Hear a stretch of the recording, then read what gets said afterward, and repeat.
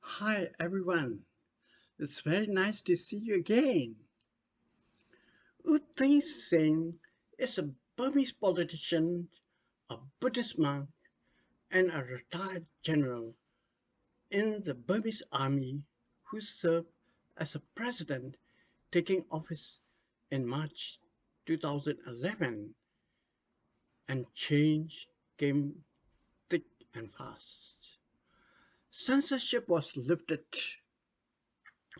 private newspapers opened, and a steady flow of political prisoners were released. Then, in 2012, Aung San Suu Kyi was persuaded to stand in the by-elections. Oh, she won, of course, that's natural. Because- But it was a breakthrough for Thein Sein. Overnight, the much derided white elephant parliament in the capital Naypyidaw were legitimized, become really legitimized government. After 3 years, the reforms slow, and even though he continued to speak of change, but made it clear that there were limits. He previously served as Prime Minister from 2007 to 2011 and was considered by many in and outside Burma as a reformist leader in the post-Junta government.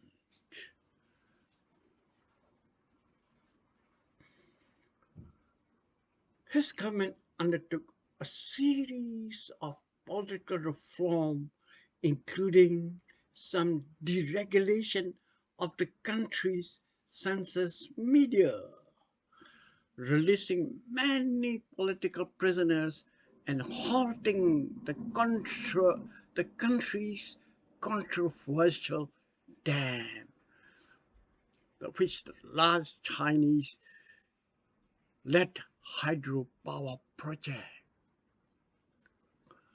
The developments that followed included Burma's appointment to chair the ASEAN in 2014, improved relations with the United States of America, the release of Aung San Suu Kyi,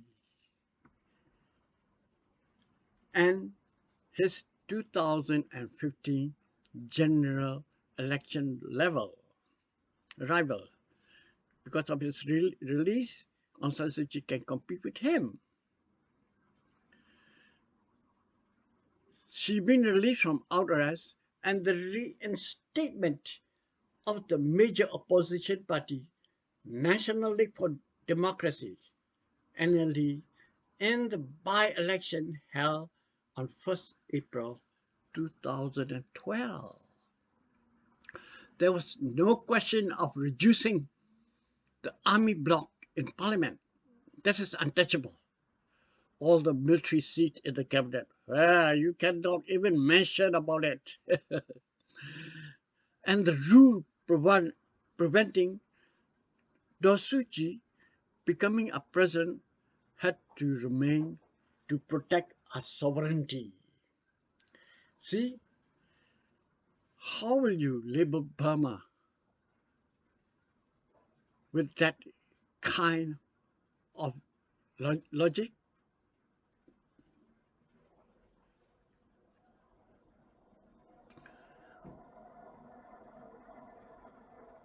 It was the red lines laid out by the 2008 Constitution have remained. This is a disciplined democracy. That is what they want to. Oh, there's a disciplined democracy. A hybrid system designed by the armies to guarantee its role. There's little doubt that many in the army see this as a final stop of Burma's reform journey. Of course, there were many economic changes. The early political changes were enough to end Burma's international isolation. Just over a year after Thein Sein became president of the European Union, suspended sanctions, and the United States agreed to lift some of the restrictions. The leaders were aware, these Burmese generals were aware of how badly their economy was lagging behind its neighbor, being the least developed country in the world, being far behind even the People's Republic of Laos, not to mention Thailand. And this is the situation in which the generals have taken the country. And the ocean suddenly opened up beyond its usual trading partners of China and Southeast Asia only. A complex exchange rate system was simplified, and foreign companies were now welcome. Welcome, foreign companies. Tenders were issued to explore oil and gas blocks, and license issues to companies as far away as Norway and Qatar to build mobile phone networks.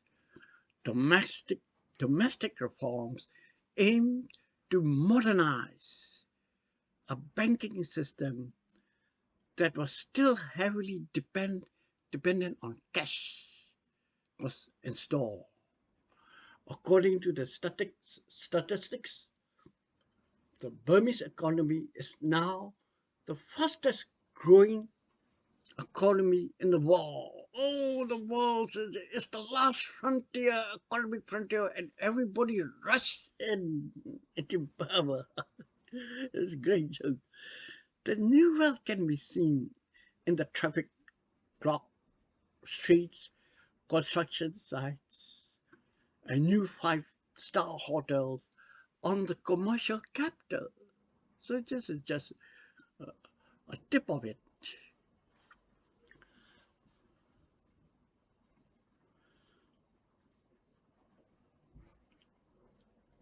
This is how is the Nargis Constitution. Of course, U Thein Sein is the 8th president of the Union of Burma. The United Secretary of State Hillary Clinton meets with him, the Burma's president U Thein Sein, at Naypyidaw on 1st December 2011. This also indicates that Burma has opened to the world. This is the first sign, that indication that Burma is open to the world. And later, of course, everybody knows, President Barack Obama, visited in Rangoon on 19 November 2012 and met U Thein Sein.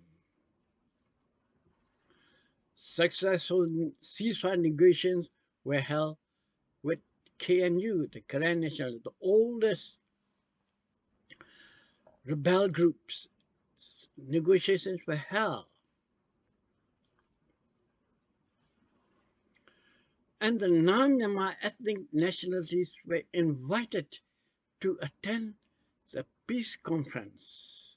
The aim was to have, during the reign of Thein Sein, the aim was to have a nationwide ceasefire agreement. Intense negotiations were at the summit. There was intense negotiation. And U Thein Sein it was partially so, and U Thein Sein himself shook hands with all the resistant forces, all the ethnic resistant forces,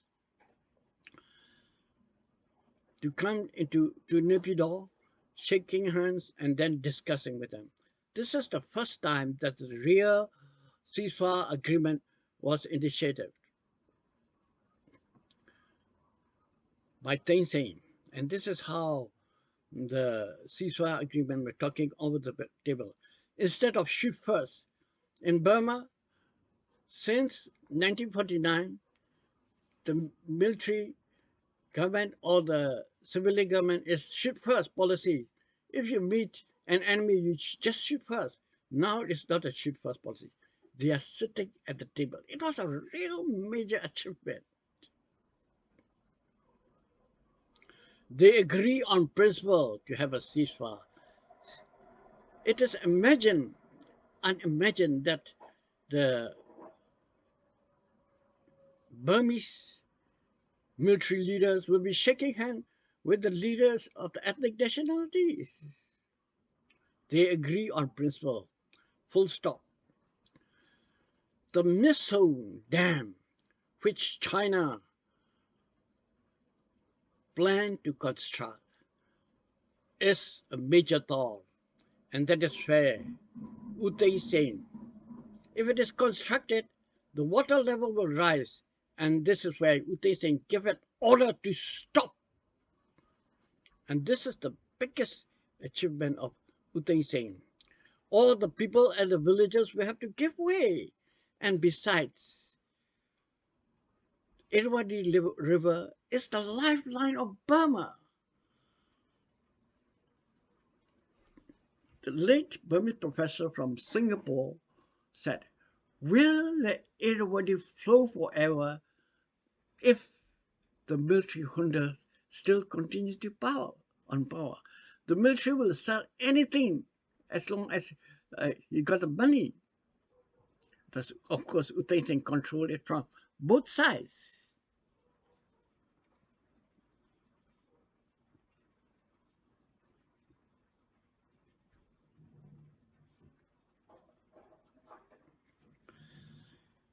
And yet, there is a little sign that this drought has changed the lives of the majority of the people of Burma who live in the rural areas. With economics as well as with politics, things they leave behind a job that many would see as half done. For example, the long Burma investment law, long discussed Burma investment law, which was supposed to simplify the things for the foreign companies, still hasn't been approved. Those wanting to enter what is seen as Asia's final frontier is the last frontier, which is the West. Hail! Frost and Bucket complained that the rules are contradictory, bidding for tenders. Corrupt and land ownership remain a mess.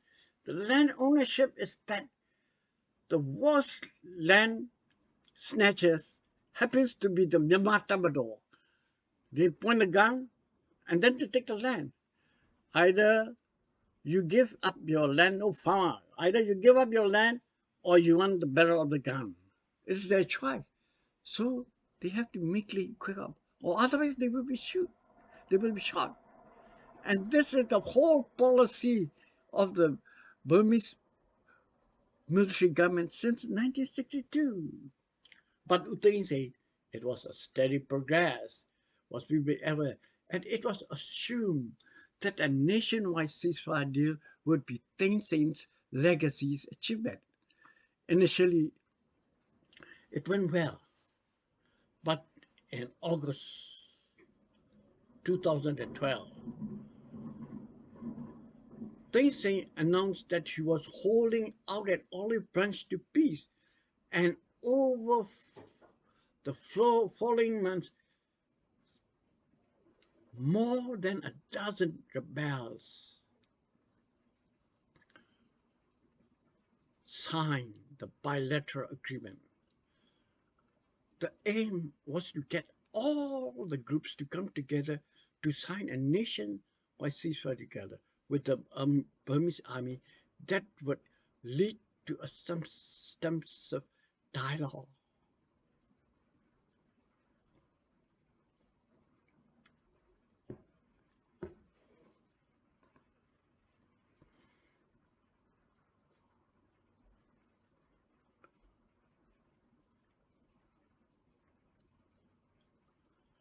but the Tamil has its own administration and launched an offensive in northern Shan state have cast fresh doubt on its commitment to peace. Just 8 of the 16 armed groups show up in Naypyidaw to initiate the great misnomer that is called the nation-wide ceasefire agreement. Among them was KNU, while all the Northern Alliance, the most active group, stay away.